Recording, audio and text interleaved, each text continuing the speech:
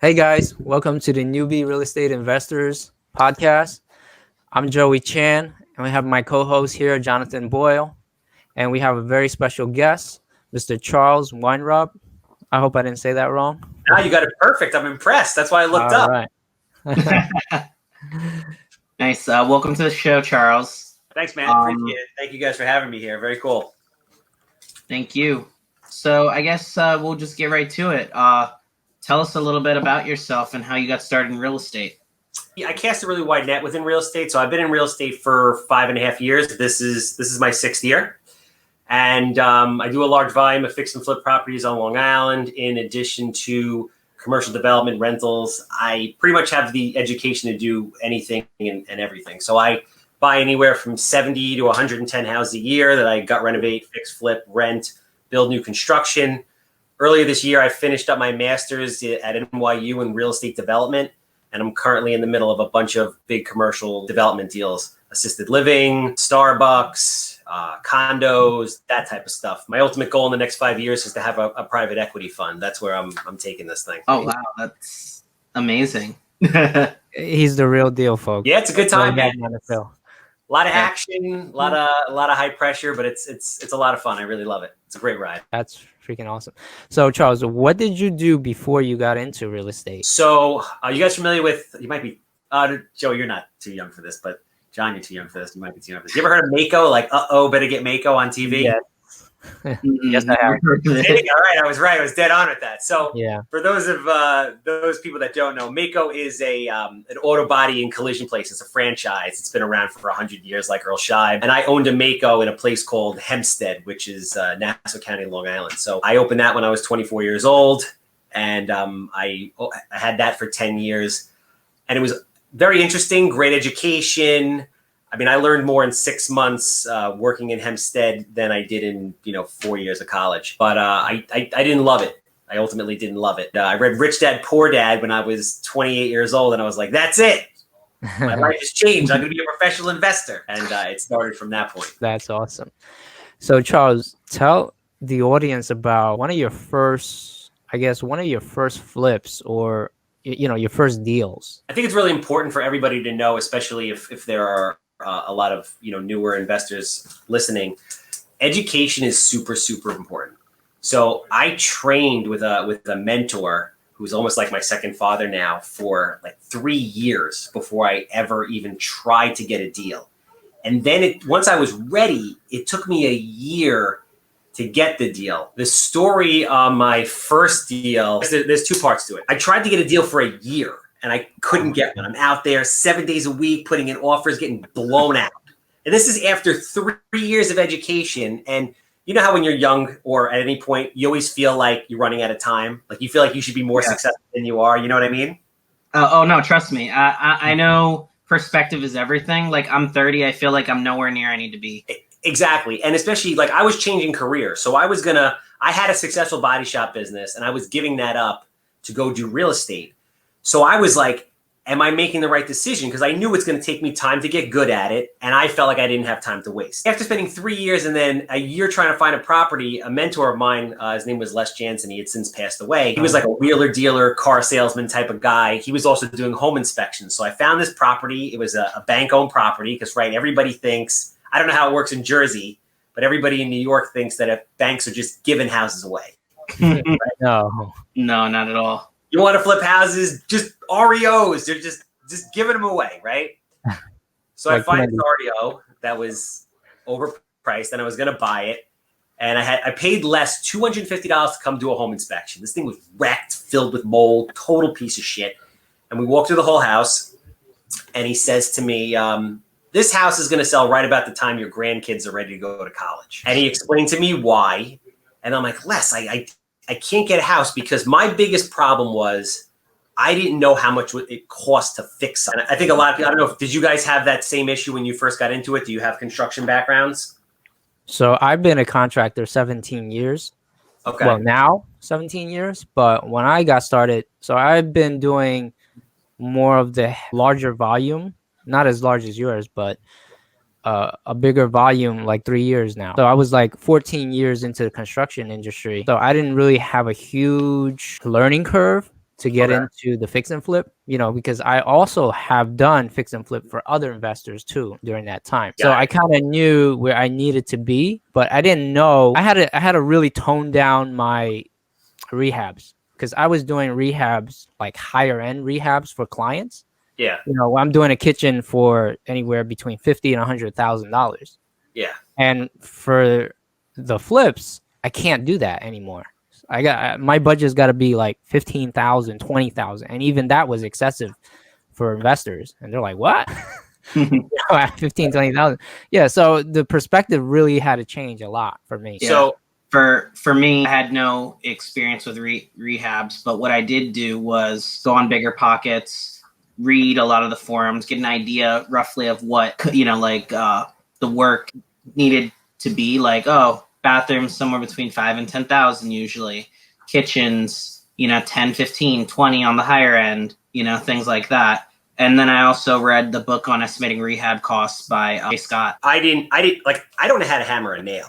I am not a handy person, and I didn't know a damn thing about renovation. And New York is also like, it's hard to reference Bigger Pockets for certain things in New York, because New York's like another planet. Yeah. Yeah. Oh yeah. So I'm with Les, and I'm like, what the I don't know how much. He goes, oh, that's it? That's your only problem? Like, yeah. He goes, it's easy. It's 15,000 to do the outside, 45,000 to do the inside, which wasn't right, but it gave me enough of an education that I bought my first house. I got accepted offer on my first house the next week. I didn't have any money or anything like that, and I raised private money from day one. Like I was saying offline, I don't go to institutional private money lenders. I never have. I raise private money from people I went to high school with, guys that own hedge funds, everything in between at this point. But I went to the lender, and I was this chiropractor, and he's like, kid, this is never going to work. Like, you're trying to pay X, you think you can renovate for Y, and you're going to sell for Z. It's never going to happen. I literally bought it for X, renovated it for Y, like to the dollar essentially, and sold it literally to the dollar. And at that point, it was proof of concept. And I went back to him. I was like, look. And he said, you got lucky.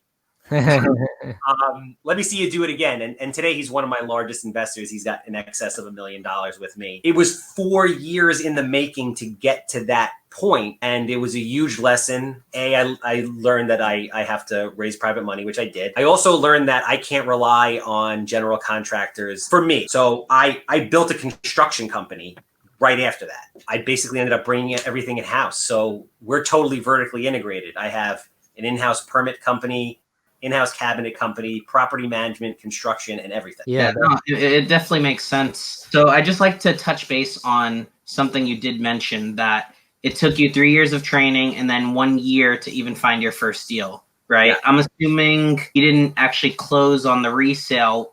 How many months after that? How long did the whole project take? Yeah. So from close to close, it took me 4.5 months. So basically it took you about almost 4.5 years of learning and everything to make your first paycheck from fixing and flipping a house, or like a significant paycheck. I mean, that was the first money I ever made in real estate. Wow. That's awesome. I only mention this because a lot of people, especially newer investors, they get upset after like a month or two of not finding a deal. And it's like, you spent basically 4.5 years not making anything, and then proof of concept, and now you're flipping over 100 houses a year, basically. Yeah, like I am very free and open about information and what I've been through. I give a lot of free information out on my social media and YouTube and whatnot, and people come up to me and they're like, Charles, I want to be you. I want to do 50, 100 houses a year, and I'm like, I'm going to tell you how to do it, and they get all excited, like, yeah. And I'm like, you're going to go to the local REIA. You're going to meet a man named Carl Chavone. He's going to become your mentor. You're going to train with him for at least a year. You're going to work 7 days a week. And after a year of training, hopefully you're ready to do it, to give it a shot. And they look at me like, like you're a dick. But that's what it is. There's no quick way to do this. And the ironic thing to me is I look at them and I'm like, listen, so what you're telling me is you're going to go borrow, $400,000 or whatever it is. Like in New York, really the cheapest house first-time home buyer, average first-time home buyer house in Suffolk County is $450. In Nassau County, it's like almost $600. So you're going to go and borrow $400,000 to possibly lose a ton of money, but you're not willing to spend $5,000 with somebody and a year of your life to potentially change your life forever. Yeah, people don't really think about it. Like, and then the other thing is just like college. You spend 4 years of your life, maybe over $100,000 in debt, you know, depending on the college, obviously, for the chance to potentially get a job maybe afterward. Yeah, no. I mean, bro, you got to believe. Like, first you got to believe, and then you got to be willing to do whatever it freaking takes. Like, just because there was institutional lenders that were lending 90% of the purchase price and 100% of the rehab with a $10,000 draw at the closing doesn't mean that anybody can just go on the MLS, buy a house, and make a ton of money. This is not how it works. I haven't bought a house that was listed on the MLS in over 3 years. It is insanely inflated and competitive in New York.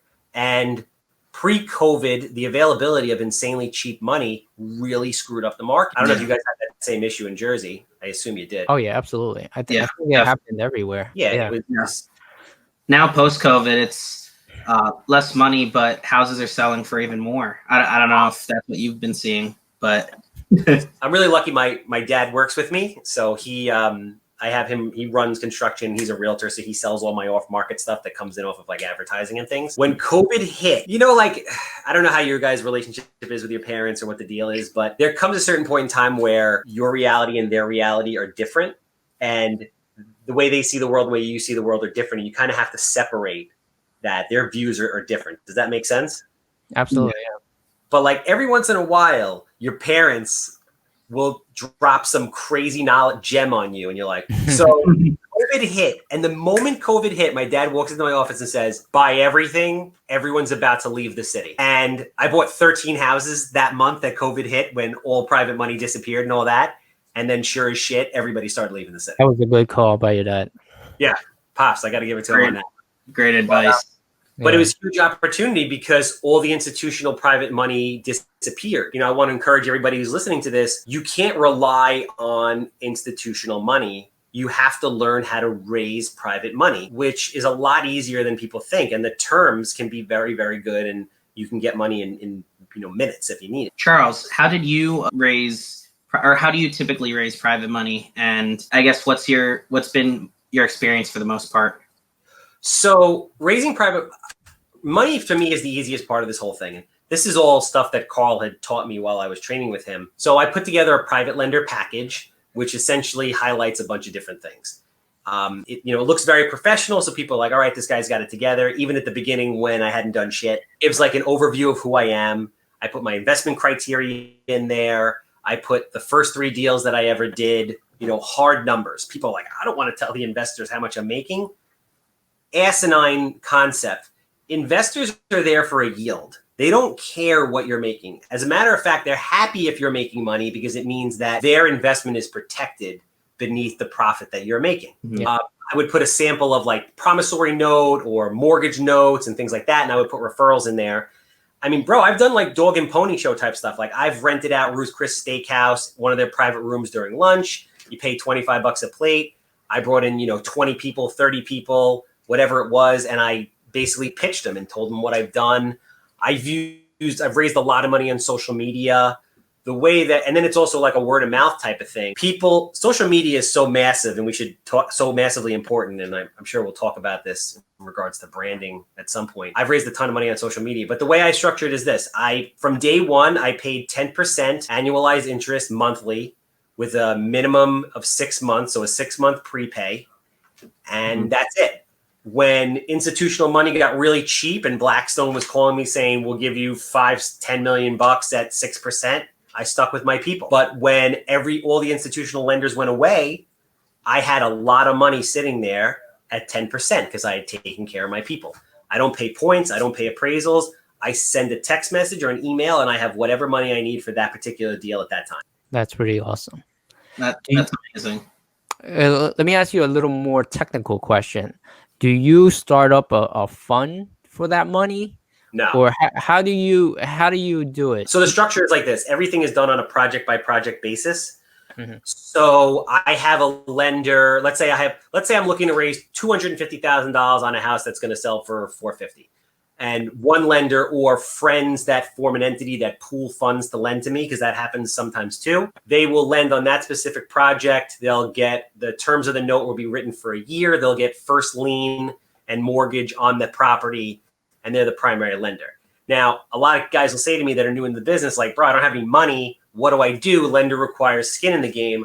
Well, what you do is you have a great reputation and you stack financing. So what I would do at the beginning when I had no money is I would have a majority lender, and then I would go and get unsecured promissory note money from other lenders at the same rate of return to fill in the gap. Does that make sense? Makes perfect sense.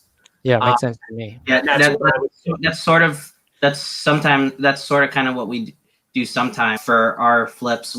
The only difference is we'll use like hard money for the 80/100 or 90/100, and then that 10-20% plus closing and holding costs and construction drawback. Then we take that from someone with a promissory note or some type of second lien or whatever. Yeah, usually right. If somebody has either their own cash or they have savings or an IRA or something like that. I have helped a lot of current investors and new investors get a self-directed IRA with an LLC that's owned by the IRA, and they lend out of that also. You have to be versatile in this, but raising money is a very, very easy thing if you do it the right way. Like, there is so many more people out there that have money that are looking to deploy it to make a yield with people like us than there are people like us. Oh yeah, absolutely. Yeah. Are you looking for accredited investor or sophisticated investor, or do you not care? Like if they are a certain type? No, I mean, this is more like private funding, so it's different. Right. It's not I understand. like you were saying before. It's not SEC regulated. So for me, like, I have investors that range anywhere from $10,000 into the multiple millions. For me, it's all about the person. If you're a dick and you have $10 million, I don't want to deal with you. But if you're cool and you have $10,000 and you believe in what we're doing, right on. Like, let's do this. But I try to. The important thing about raising money with people is I provide an experience for them. Mm-hmm. That's what it's about. So I can elaborate on that. Yeah, I'm just about to ask. Do you give like a monthly interest, or do you do it all at closing, or how do you? I pay them interest every month. So we auto generate, like, through our bank. We auto generate checks. So every month they receive checks. I set it up like that because I felt like psychologically at the beginning, people like to see that they're getting paid. It's real money. Like, if you lend me 50 grand, you're getting $416.67 a month. That's like a car payment. Mm-hmm. So once you start getting those checks are like crack, bro. Like, you give me money, start getting checks every month. You never want the principal back. Like, yo, just keep sending the crack over. You're paying bills with it, whatever it is.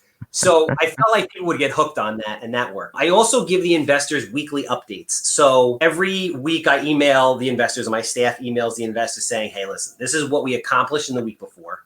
This is what we hope to accomplish the following week. If they ever want to see the property, we're happy to show it to them. In addition, I'm spread all over social media. Obviously, you guys have seen it, I'm sure. Yep. It's pictures of the project. So there's a lot of people out there that want to get a double-digit return, and they want the feeling that they're flipping a house. Now, they might not have the balls, the time, the education, all the financing available to do a house on their own. But for all intents and purposes, they're doing a house with me. We're there. We're together. You know what I'm saying? You're partners, basically. Yeah. Exactly. Even though it's a straight debt scenario and I don't give equity at all, they're still along for the ride. We're doing it together. So they're flipping a house in theory. So that's the experience that I provide for my investor base. That's pretty awesome. Yeah, and we're playing, like, I'm having a custom CRM built right now where I would like to give the investors like portal access where they can see updated pictures on the project and see things, so they can like plug in at any time and have a limited view of what's going on in the project to be like, all right, this is cool. And then they're imagine they're out at dinner with their friends and they're like, oh, I'm investing with this guy, the handsome home buyer. He runs around on TV screaming he buys houses that smell like cat peas, out of his friggin' mind. Let me show you this house that I'm invested in and how nice it looks now and how shitty it was before. Then all of a sudden you got the friend calling you up saying, hey, listen, I have 200 grand I want to park somewhere. You should check out this app. It's called Builder Trend. I don't know if you ever heard of it. I used it for years. Yeah. Okay. That's what I use. So yeah, I used Builder Trend. I actually just changed short term to Monday.com because Builder Trend was getting really expensive and I wasn't utilizing all the features. Now I'm at the point where I want to build a custom CRM to incorporate every part of my business from acquisitions, property management, construction, permitting. So I'm never going to get from a canned product everything. Right. Yeah. Well, especially if you have, how big is your staff right now? So, meaning like not subcontractors. Yeah. Including the contract, including not including don't include the subcontract. It's like whoever's on your payroll basically, or your so 1099 people. We have like about 25 people. Wow. Okay. That's a big operation. Yeah, I have a CFO. He is an assistant. We have a full-time property manager. My pops is inside coordinating deliveries for construction, 15 full-time construction employees, and a 4-person permit expediting operation. So do you do the permit expediting for other people as well, or just for yourself strictly? We do. So the permit business came out of necessity really because I don't know how it works in Jersey where you guys are, but on Long Island, you have to get permits pretty much everywhere in Nassau and most places in Suffolk because it's like a massive revenue generator. It's the biggest revenue generator in the counties. So they have people out there hunting for you. So it's such a poorly serviced industry. And I was losing so much money in carrying costs because these guys would like disappear for fucking months at a clip.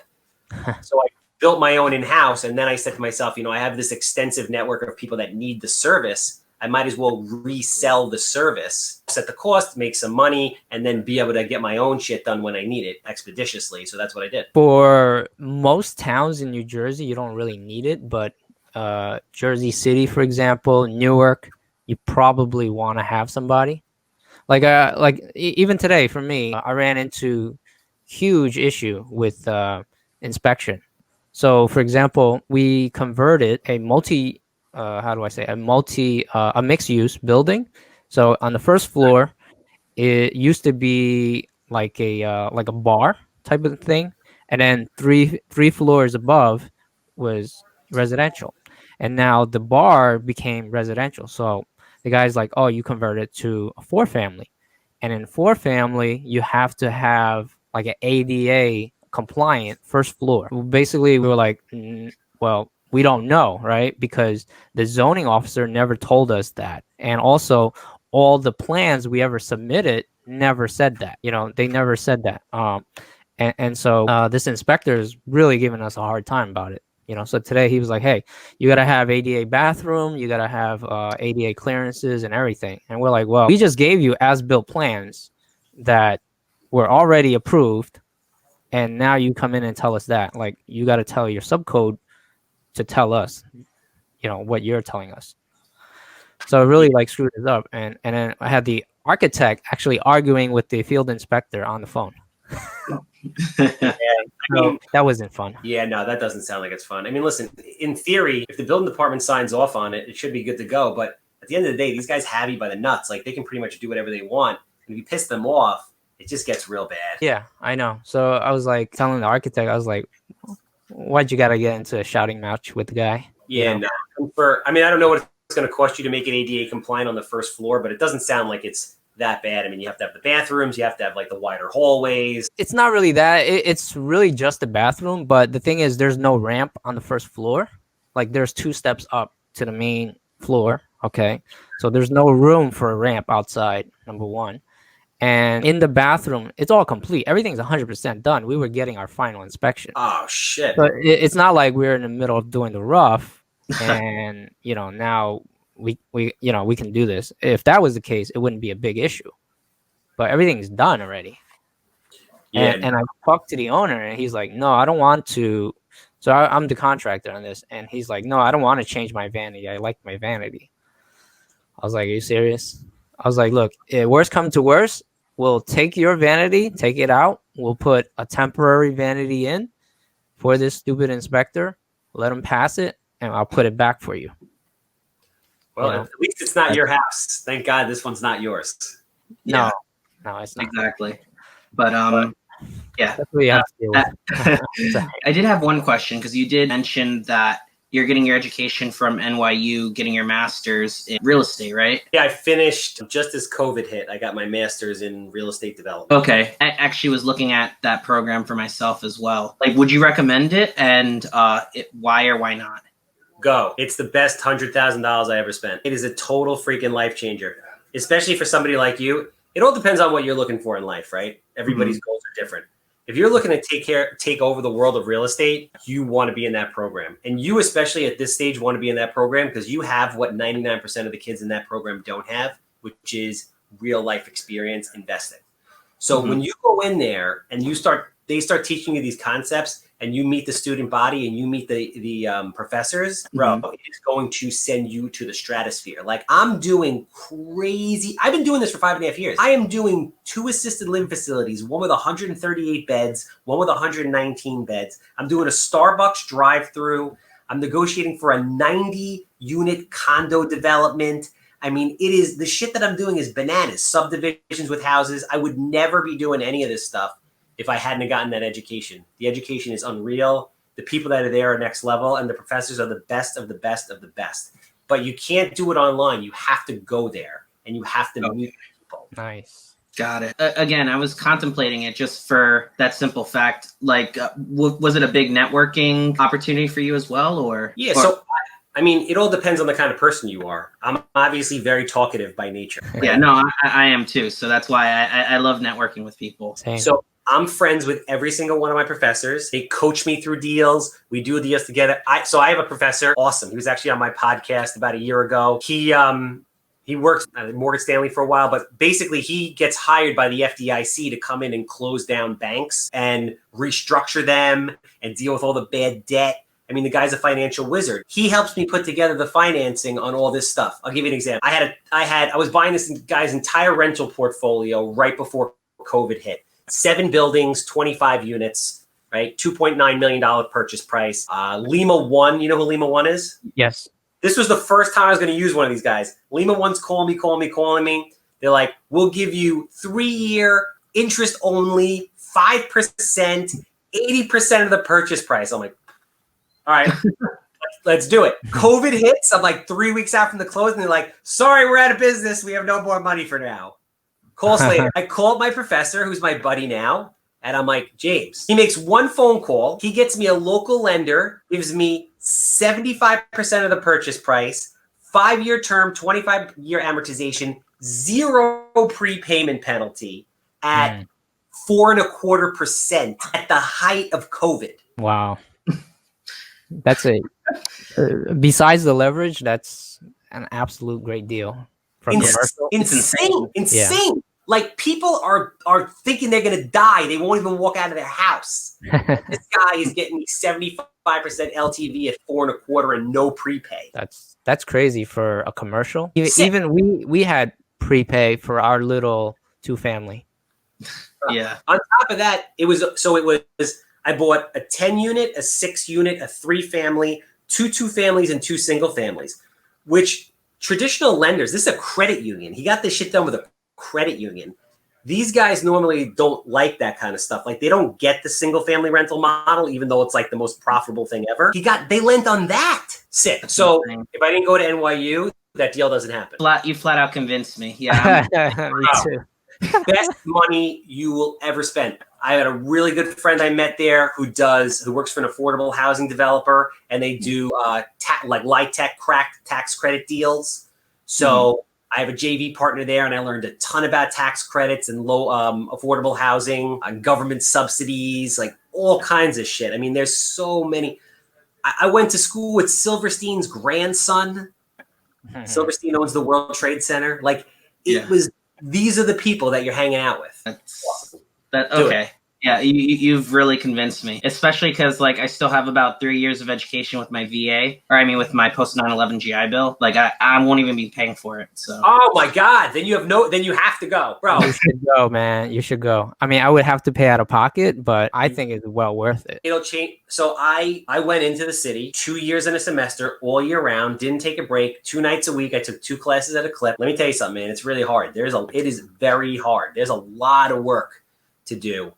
And but Yeah, it was, no, don't get me wrong. I went to Columbia for my bachelor's, so like I'm not saying I'm smart, but yeah, that I will definitely put in the work. I'm definitely interested now. I mean, you went to Columbia, you're definitely smart, and you're doing what you're doing, you're definitely smart. It's more of a time drain. Like you're running a full-time real estate operation. Yeah, no, that was my biggest concern is the time drain. Yeah, I mean, I'm not married, I don't have any kids, and I busted my ass over the last 2.5 years to do it. Like you're going to get on the train, you're going to shoot into the city, you're going to get home at like 11 o'clock at night. You're going to have to read all this shit, write papers, do all kinds of presentations, group projects. It's a lot of shit. Heck, you know what's funny? I was actually thinking of potentially buying a condo in New York or something anyway. So this might actually be a good thing because like my girlfriend was looking because of all the COVID stuff at the opportunities that are coming in. Yeah, it's getting cheap. It's going to get even cheaper, I think. In another year or two, it's going to get really cheap. Exactly. Because it's bad there right now, man. It's really bad. I heard I haven't been in the city in a little while, but I heard it's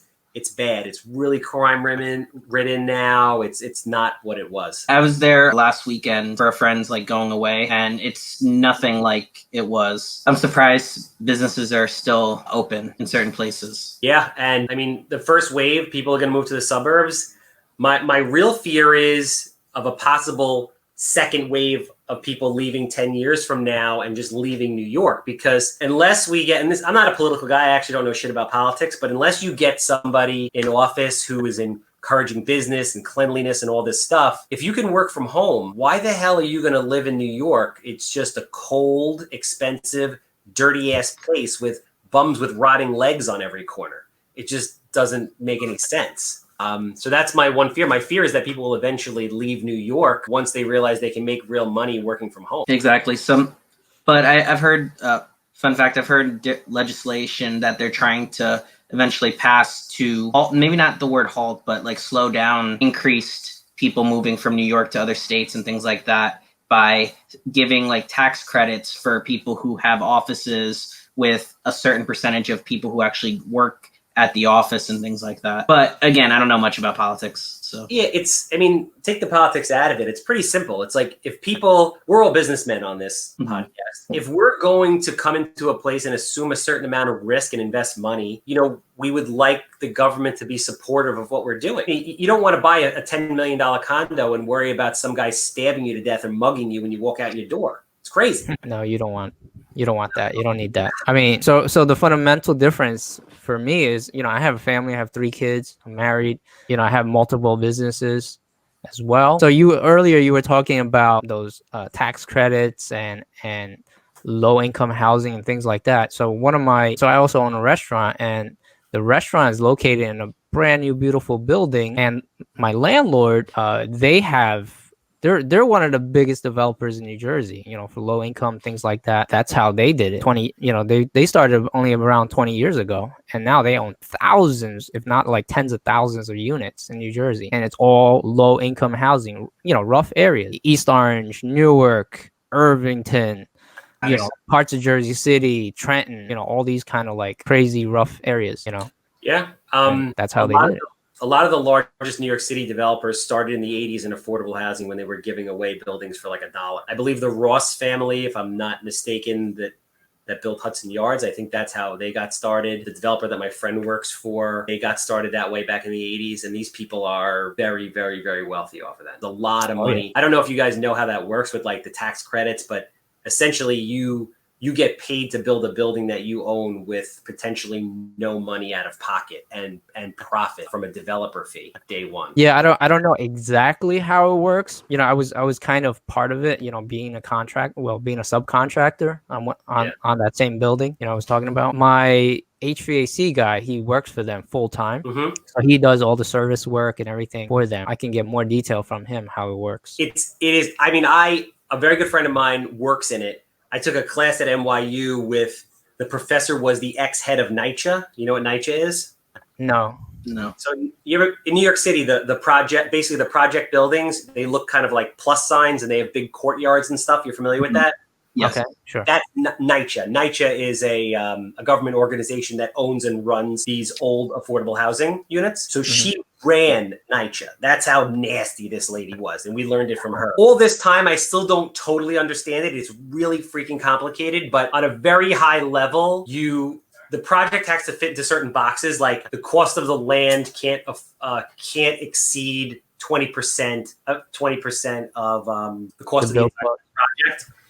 And they get funded through something called light tech credits, which is low income housing tax credits, either via a bond or these tax credits. So you stack all these different layers of debt. And as the developer, you're entitled to a developer fee, which ranges anywhere from typically like 10 to 15%. And so essentially you can own this building, develop it, get your 15% developer fee either upfront or defer part of it out of cash flow and get paid to manage the building. And you own it. It's yours. And then after a certain amount of time, you can actually convert it to market, although the government usually offers to forgive certain loans if you keep it affordable because they want to keep affordable housing in the area. Right. So you could go and build a 200-unit building, get paid $15 million to do it, and own it with no money out of pocket. It's crazy. That's insane. I definitely need to go to NYU. Yeah. Take that class. It's a good class. How are your fellow classmates doing that don't have, like, I guess your previous background?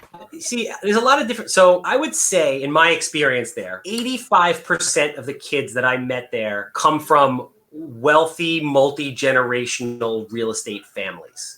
Their fathers, grandfathers, great-grandfathers, or whatever, or at least their fathers were real estate developers from across the world. China, India, Vietnam, you name it. So you have a lot of those people, and they're like, go to NYU because it's one of the top 3 master's programs in the country, I found out. When I applied to it, I had no idea. I was like, whatever, I guess they let everybody in here. And then I had a project with Silverstein, and I'm like, bro, why do you go here? Like, your father is Silverstein, grandfather is Silverstein. You're the World Trade Center, bro. What are you doing here? He's like, well, this is one of the top 3 programs in the country. I'm like, no, I figured they'd let anybody in here that would pay for this shit. And he's like, no. But they really like people like us because we're in it, right? So 85% wealthy real estate families. I would say, 10 to 14% are people that want the master's because they need to get a better job or a raise, right? And then there's like me and John.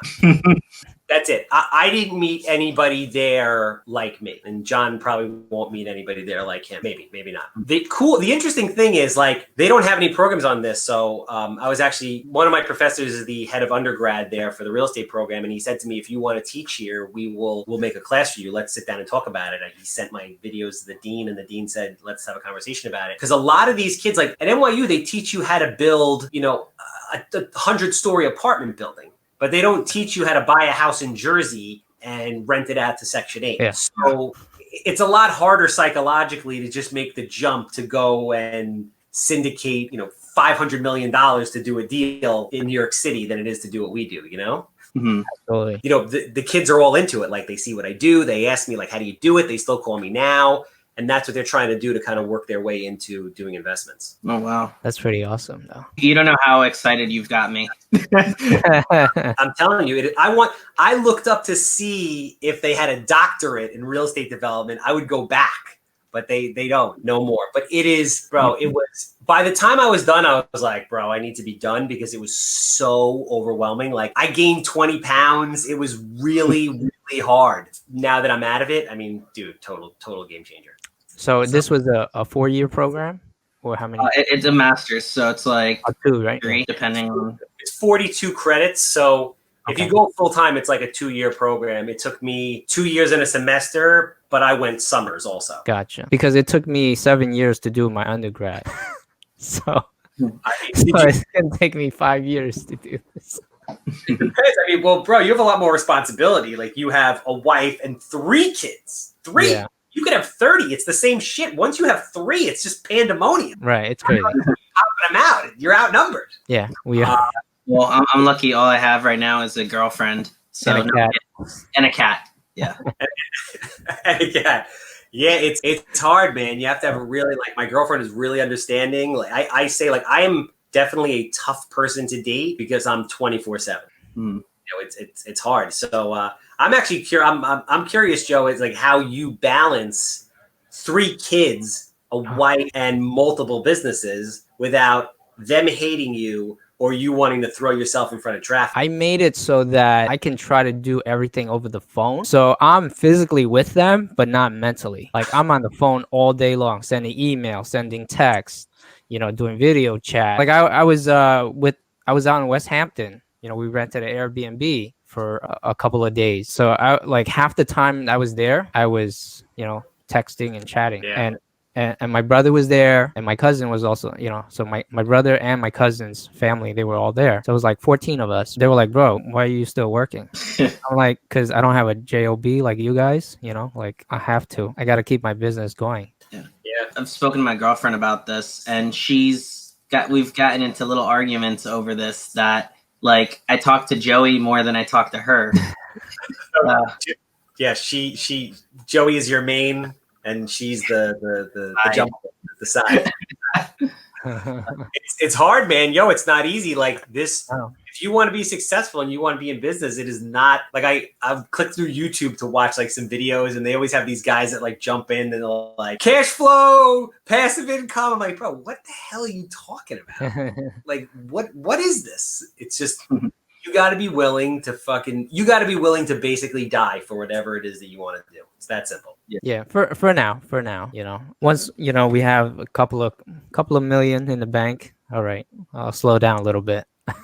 Joe, you are definitely lying to all the viewers and yourself right now, because it never ends. The game never ends. It never ends. That's true. I feel like even if I got really bored of real estate, I'll have to jump into some other type of business. Yeah, and you'll just start buying businesses. If I gave each of you guys $10 million today, Joe, if I gave you $10 million today, would you stop doing what you're doing? Probably not. Does the podcast end? Do you stop calling John every minute of every day? No, probably not. We'll be like, hey, John, let's start looking at these apartment complexes. Exactly. Let's start looking at, franchising a McDonald's or Starbucks or whatever, like start doing something. It's just a bigger scale. That's all. Yeah. Like, let's call up Charles so we can find out how we can develop, these 3 pieces of land, something like that. Bam. I'm half joking here, but like I've even told my girlfriend, like whenever I see my bank account has too much money in it, it bothers me. like I got to invest in something. Reinvested somewhere. I need to be asset rich and cash poor all the time. Exactly. No, it's true, man. It's true. So it's not easy, but anything's possible. It's great. If you were gonna get started today or whatnot, what's the best piece of advice you would give someone? Education is 100% the foundation. And this is coming from a kid who barely got out of high school, suspension, major disciplinary problems, talk too much in class, everything. You need the education. You need to find a mentor, even the right one, even if you have to pay him or her. And it doesn't have to be a $50,000 Fortune Builders Works program. There are people out there that will do the right thing, that can train you. And you need to spend the time to get educated, and you need to put in the work, and you'll make a lot of money, and you'll never have any problems again. Like, everybody has problems every day, but you know what I'm saying? You can achieve those dreams or don't even bother. Yeah, I love that advice. What books or audio or what podcasts or anything like that have you watched or listened to that you think is profound enough that you would recommend? I've read a bunch of different books. I mean, you get little pieces from everything. I'm trying to think if believe it or not, lately I've been listening to, every day I go on a bike ride and I do like 25, 30 miles. And I put a different, like very, very successful person video on for like an hour and a half. And every day it's somebody different, hedge fund guys, one day it'll be Gary Vee, the next day it'll be like Tim Robbins or whatever, and just big successful people in business. And by the end of the ride, my goal is to be able to email myself to remember, 3 takeaways from that and implement it in my business. And that's what I do. And every day I do it. And that's how you keep it fresh. You need time to be kind of by yourself to dream. I think investors or business people get caught up in their day-to-day, and they don't get to grow their business because they're too caught up in the minutia of what goes on, and they don't have time to be creative. So I wouldn't stick to, one thing. I would look at people who have done what you want to do in different fields and apply their advice and what they did to yours. That's pretty good. That's unique, because everybody else is like, hey, so I read Rich Dad, Poor Dad, or I listened to it and, it changed my life, right? But how did it change your life? So what do you do to kind of keep up and memorize, so there are different ways that you said, you kind of note the 3 things. So that's pretty cool. Yeah. Like I'll give you an example. The one most important thing that I learned, and I learned it probably when I was about 30, and I really wish I would have learned it earlier, was what it takes from a mindset perspective to be successful. And I ran into a guy who I kind of saw him doing it. So I listened to a clip on YouTube that Will Smith was talking. Like Will Smith of all people. And he's talking about, they say to him like, Will, you're a triple threat. You're in music, you're on stage, you're in movies, whatever. Like, how do you do it? And he said, listen, there's nothing uniquely different or special about me. The only difference is I'm willing to die on a treadmill. And they're like, what the hell are you talking about? And he said, listen, when I get on a treadmill together, either you're going to get off first or I'm going to die. And it's really that simple. And that I feel is the perfect analogy for being great at anything in life. Definitely. Will Smith has said a lot of profound things. Another thing that he said that has resonated with me, he doesn't like having a plan B. He's like, why have a plan B? Because it diverts from plan A. Yes, absolutely. He also has that thing about his father made him and his brother build that wall, knock the wall down, and build it brick by brick. He's like, I don't look at the wall, I look at the brick. Very true. With everything you do, building your business, building your brand via social media. You can't post 2 things on Instagram and think you're going to go viral and everyone's going to love you. It's hundreds, not thousands of repetitive posts. Exactly. Yeah, that's kind of like what Gary Vee says. Same thing. You just got to do it every day. Just keep grinding and grinding. Yeah, like my girlfriend, she's actually been growing very, fairly fast now on TikTok. So, and that's because she consistently posts like 3 to 5 times a day at least. And they're, consistently great quality, but, just the majority of it is just getting her seen. People are following her. And down the road, it could be something very big. Without a doubt, man. That's what it takes. It's like I started doing an intense amount of content a year ago. I started working with a camera guy, comes in half a day, and we produce a vlog, a podcast, a bunch of things that I call, nuggets. And then I pepper that in with just stuff that I'm doing in my daily life. And what has gone on because of that in the last year is absolutely mind-blowing. It has completely transformed my business. Yeah, social media is, it's crazy. My whole business was built on social media. I think 95% of my deals were found on social media at one point. Yeah. A thing that I'm doing now, which you guys might want to test out, this happened just like totally by accident. So I love making videos, and I love making videos with my friends that are realtors, and we would do all kinds of like high energy videos about a house that they're listing for me and the process and all this stuff. And we start posting it online, YouTube, etc. And then other agents start seeing that, and everybody really wants notoriety, and they want the experience, and they want the ride. So all of a sudden I'm getting phone calls from agents who are like, yo, I got this property. Nobody else is going to see it, but I want the ride. Like, I want to be on the podcast. I want to be in the videos. I want the shout outs. I want social media knowing who I am. This is what I do for fun anyway. Very, very, very powerful thing. We should just go to people's properties. Like, yo, we're gonna have your property on our podcast while you guys build. Well, actually, no. So I was saying the whole our whole podcast concept started with, we're gonna come out to your job site and interview you. That's and cool. There's not going to be a studio or anything like that. So, had COVID not happened, we would be like, hey, Charles, we're gonna drive out to Long Island at one of your job sites. We're gonna get a compound bucket, sit on it, and interview you right there. Exactly. I like it. No, I think it's awesome. That's what we were doing. That was our first episode was with a guy named Carmelo, right? And he was building a house, but he has about 300 units, and he was building his house. And we're like, hey, Mel, we're gonna come out and interview you at your place. And the house inside, he had workers going, they were doing trim work, and so it was like the compressors going, the guys nailing, all, so we're like, damn, we can't even hear you. So we did it outside on his driveway, Yeah, in the marching sun at that day. Yeah, and the Just- sun was crazy intense. I mean, podcasts are life changing, man. I've had the opportunity to meet some very, very, very high level people and talk to them one on one that I might not have ever gotten the opportunity to meet without having a podcast. Because everybody's like, "Oh, I'll come on the podcast. That's cool." Most people have never been on a podcast, so they want to like see what it's about. So, I mean, everybody should have a podcast. Yes, definitely. Yeah. Well, we noticed after we started this, so we're just over a year now, and so we noticed like a lot of our friends started podcasts after we did.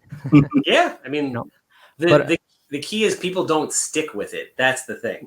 That's what I was gonna say. The consistency, right? Yeah. So this is episode what, like 43 or something like that. 44, I think. 44. Yeah, Once sorry. it's posted. So it's people, they don't stick with it. They'll do like 4 or 5 episodes and like, oh man, all right, that's it. Yeah, it's so like we only got like 3 viewers for this last video, and it's like, no, doesn't matter. Like, you know, keep posting. You know, someone will eventually start watching it. Like, you know, I'm sure Bigger Pockets, you know, like didn't start with like hundreds of thousands of viewers per episode. So 100%. Everything's got to start somewhere. It just, you know, who are you doing it for? You do it for me. I was doing the podcast for me. I was like, this is cool. I want to do something different. You know, I started like 3 years ago or whatever. I'm like, I'm going to have fun with this. And I don't even look to see how many people are looking at it. For me, it's like almost a selfish thing. I get to hang out with somebody who I want to hang out with and talk to them about all the stuff I want to ask them about. That's that. yeah, that's basically how we wanted. You know, we wanted to meet like you were saying, high level investors that knew what they were doing and kind of learn from them. You know, and then kind of share that with everybody as well. You know, just ask them questions. You know, like yourself, almost 200. You know, like flips a year. That's crazy to me. I haven't done anywhere near that my entire career. You know, and you're doing it in a year. Yeah. So I wanna learn from people like you. yeah, no, another thing, like, again, selfish reason, kind of like, again, I always go back to Bigger Pockets. Like Brandon Turner mentioned this before. Like, he always asks his personal questions to the guest because he's learning. So it's like, hey, I'm learning for myself, but, you know, giving out some, you know, good, valuable content to other people. Absolutely. Yeah, without a doubt. And you give the guest a platform because it's all about, I mean, another thing I've been doing a lot of is just collaboration with all different people in the industry. So I'm constantly, you know, appearing on people's podcasts, doing vlogs. Like the post that I put out that ultimately led us to get together was something that came off of a YouTube video while I was riding my bike. I'm riding the bike and I forgot who I was even listening to, but they're like, yo, do you think I they said, I go on, you think I like going on like 400 podcasts a day or whatever? They were doing some insane number. He said, sometimes it's tough because of the time constraint, but it builds brand. It increases my network. I get to learn from them. They get to learn from me. And after doing all these after a year, you're a totally different person. Yes. Yeah, absolutely. I think it has helped me tremendously as far as being in front of the camera, being more conscious of myself. Because I remember when I first started, how many I put in. Unbelievable. After I watched it and it wasn't edited, I was like, oh my God, it sounds terrible. Terrible. I remember our first episodes, how nervous we both were. Yeah, exactly. Yeah, I mean, the key to content creation, or pretty much in life in general, and I didn't start out this way, it probably happened to me when I was about like 28 years old, is society has no impact on me whatsoever, meaning I don't give a shit what anybody thinks of me in any capacity. And once you don't care about other people's views of you, you are free. Yeah, that's true. You're positively dangerous because now you can grow as much as you want without hearing all the noise. Yeah, there's no risk to make mistakes. You act quickly because you don't care. Because at the end of the day, there's very few people in the world who really matter anyway. Yeah. In your personal life. So guys, we're past the hour mark. So let's see if we could cut this. Charles, I would talk with you for hours. Trust me. Same here. Thanks. I appreciate it. I'm always available to you guys if you ever need anything. And I hope if I ever need anything, you guys are available to me. So thank you. Yeah, definitely. I mean, if I ever get something in Long Island, I know who to call. Awesome. And vice versa in Jersey, because I haven't ventured to Jersey yet. This is amazing. I appreciate the opportunity. I hope the listener base gets something out of it, and I hope you guys enjoyed it as well. Oh, yeah, definitely. No, thank you, Charles. I really appreciate it. I watched you when you were on with Nick Tang, and, you know, he's a very good friend of mine. And so I was kind of impressed after I saw you. I was like, oh, crap. Yeah, definitely one day I'm gonna get this guy on our podcast. Nice. And then you put that out there. I was like, yeah, let's get you on. Awesome. Yeah, no, Nick's a great guy. He had invited me to speak at one of his events, which was very cool. That I had never met him. He just reached out to me online. Again, the power of social media, and it was awesome. It really was. So yeah, definitely want to thank you for being on. How can people get in touch with you on social media? Which platforms are you on? I'm on every platform out there. Instagram, handsome_homebuyer. Same on TikTok. My name, Charles Weinraub. On Facebook, LinkedIn. My permit business is Captain Permit. So it's Captain_permit on Instagram. Same on Facebook. If you just Google my name, everything comes up. I try to be everywhere. Thanks, Charles, for being on the show. Take care, everyone. Take care, guys. Have a good one. Take care.